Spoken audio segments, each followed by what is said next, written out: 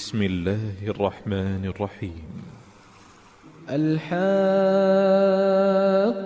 ما الحاقة وما أدراك ما الحاقة كذبت ثمود وعاد بالقارعة فأما ثمود فأهلكوا بالطاغية وأما عاد فأهلكوا بريح صرصر عاتية سخرها عليهم 7 ليال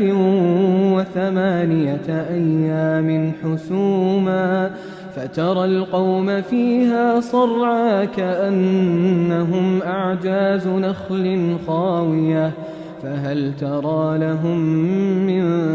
باقية وجاء فرعون ومن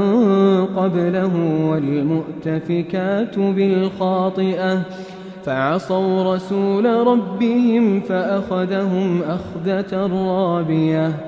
إنا لما طغى الماء حملناكم في الجارية لنجعلها لكم تذكرة وتعيها أذن واعية فإذا نفخ في الصور نفخة واحدة وحملت الأرض والجبال فدكتا دكة واحدة فيومئذ وقعت الواقعة وانشقت السماء فهي يومئذ واهية والملك على أرجائها ويحمل عرش ربك فوقهم يومئذ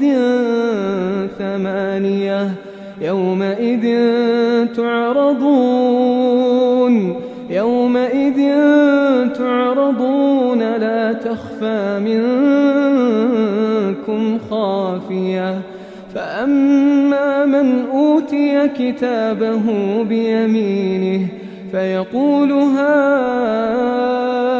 اقرءوا كتابيه إني ظننت أني ملاق حسابيه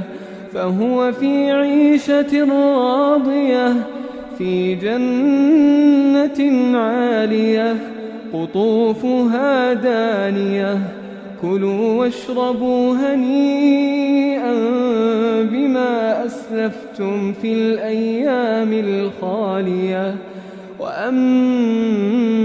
من أوتي كتابه بشماله فيقول يا ليتني لم أوت كتابيه ولم أدر ما حسابيه يا ليتها كانت القاضية ما أغنى عني ماليه هلك عني سلطانيه خذوه فغلوه ثم الجحيم صلوه ثم في سلسلة ذرعها 70 ذراعا فاسلكوه إنه كان لا يؤمن بالله العظيم ولا يحض على طعام المسكين فليس له اليوم هاهنا حميم ولا طعام إلا من غسلين لا يأكله إلا الخاطئون فلا أقسم بما تبصرون وما لا تبصرون إنه لقول رسول كريم وما هو بقول شاعر قليلا ما تؤمنون ولا بقول كاهن قليلا